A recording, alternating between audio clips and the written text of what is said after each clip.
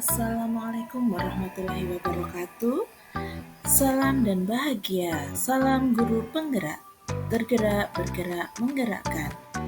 Bapak Ibu guru hebat, kali ini saya akan memaparkan tugas 1.3.4.8 koneksi antar materi modul 1.3 visi guru penggerak.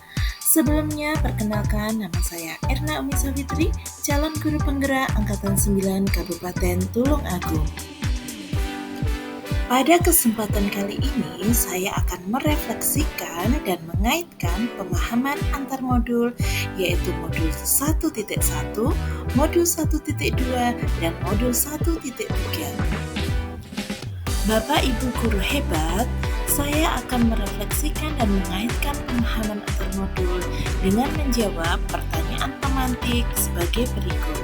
Apa yang saya pahami mengenai kaitan peran pendidik dalam mewujudkan filosofi pendidikan Ki Hajar Dewantara dan profil pelajar Pancasila pada murid-muridnya dengan paradigma inquiry apresiatif di sekolah saya? Baiklah Bapak Ibu guru hebat, mari kita bahas satu persatu. Ini dia keterkaitan antara modul 1.1 filosofi Ki Hajar Dewantara, modul 1.2 nilai peran guru penggerak, dan modul 1.3 visi guru penggerak terhadap profil pelajar Pancasila. Adapun yang saya dapatkan di dalam modul 1.1 yaitu filosofi Ki Hajar Dewantara, yaitu yang pertama, pembelajaran berarti menuntun anak sesuai dengan kodrat alam dan kodrat zamannya. Kemudian yang kedua, pendidik harus menerapkan Ingarso Songtulodo, Ingmatio Mangunkarso, dan Tuturi Handayani secara seimbang. Dan yang ketiga, tugas guru tidak hanya mentransfer ilmu, tetapi juga menanamkan karakter dan budi pekerti luhur. Sedangkan di dalam modul 1.2 terdapat nilai dan peran guru penggerak, di mana nilai peran guru penggerak ada 5, yaitu yang pertama, berpihak pada murid, mandiri, kolaboratif, reflektif, dan inovatif. Sedangkan peran guru penggerak antara lain ada 5, yaitu menjadi pemimpin pembelajaran, mewujudkan kepemimpinan murid, mendorong kolaborasi, menjadi coach bagi guru lain, dan menggerakkan komunitas praktisi. Di dalam modul 1.3 terdapat visi guru penggerak. Visi guru penggerak adalah representasi visual tentang bagaimana murid kita di masa depan, yakni mewujudkan profil pelajar Pancasila. Di dalam menyusun visi, guru hendaklah berpihak pada murid sebagai landasan segala perubahan dalam pendidikan dengan pola pikir positif melalui pendekatan inquiry apresiatif menggunakan tahapan Bagja. Berikut adalah kesimpulan keterkaitan materi dari modul 1.1, modul 1.2, dan modul 1.3, yaitu seorang guru penggerak harus mampu memahami nilai dan peran guru penggerak untuk mewujudkan visi yang disusunnya berdasarkan filosofi pemikiran Ki Hajar Dewantara, yaitu berpihak pada murid. Sebuah visi akan tercapai jika terukur, konkret, sistematis, dan terencana. Maka, untuk mewujudkannya diperlukan pendekatan inquiry apresiatif, yaitu pendekatan berbasis kekuatan dan kolaboratif dengan tahapan Bagja.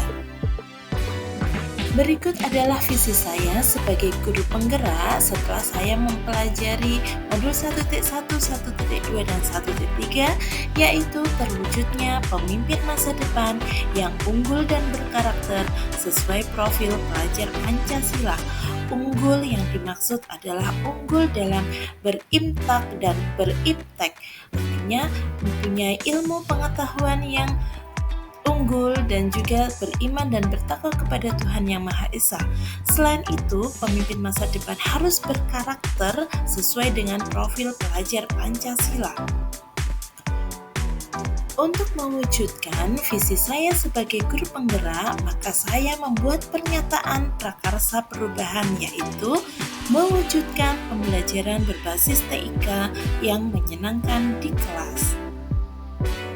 Bapak Ibu guru hebat, adapun cara yang saya lakukan untuk mewujudkan pembelajaran berbasis TIK yang menyenangkan di kelas, saya melakukan pendekatan inquiry apresiatif dengan tahapan baca sebagai berikut, yaitu yang pertama, buat pertanyaan, yaitu berisi tentang pertanyaan-pertanyaan untuk menentukan arah perubahan.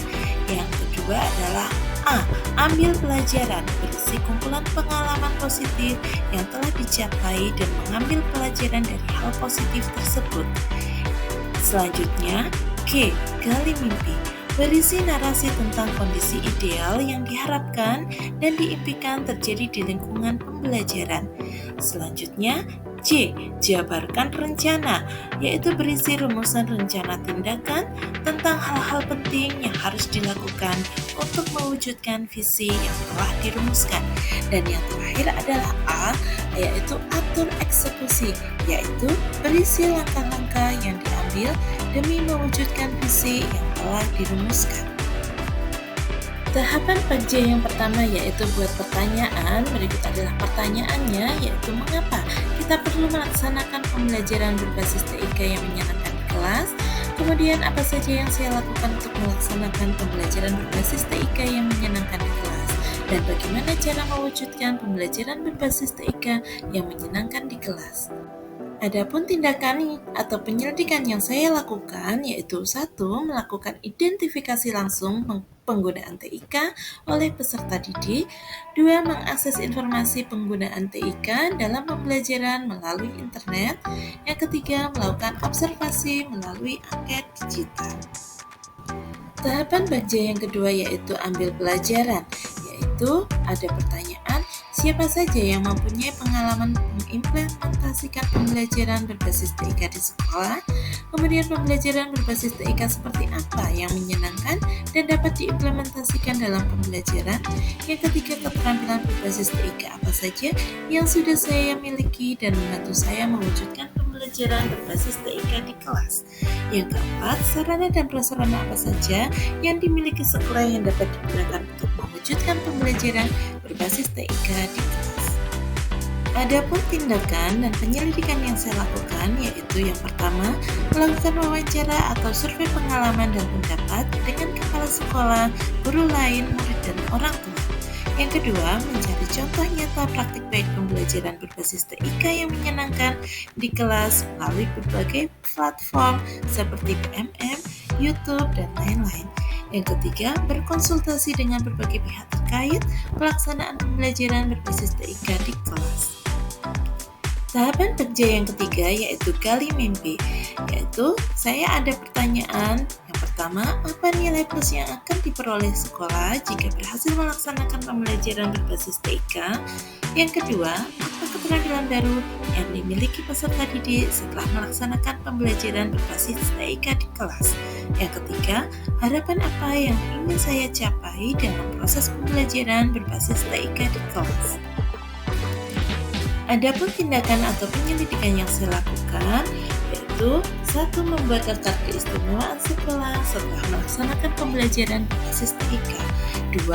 Guru dan murid membuat harapan dan evaluasi mengenai pembelajaran berbasis TIK di kelas. 3. Membuat daftar keterampilan baru yang dimiliki peserta didik setelah mengikuti pembelajaran berbasis TIK di kelas. Tahapan yang keempat, baca, yaitu jabarkan rencana. Adapun pertanyaan di dalam tahapan keempat ini adalah apa langkah awal yang dapat dilakukan untuk mengimplementasikan pembelajaran berbasis TIK yang menyenangkan di kelas. 2.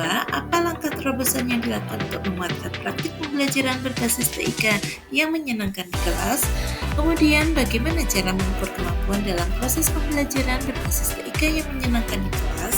Yang keempat, saja yang mendukung proses implementasi pembelajaran berbasis TIK yang menyenangkan di kelas. Tindakan dan penyelidikan yang saya lakukan yaitu yang pertama, menyusun aturan yang harus dilaksanakan selama pembelajaran berbasis TIK di kelas.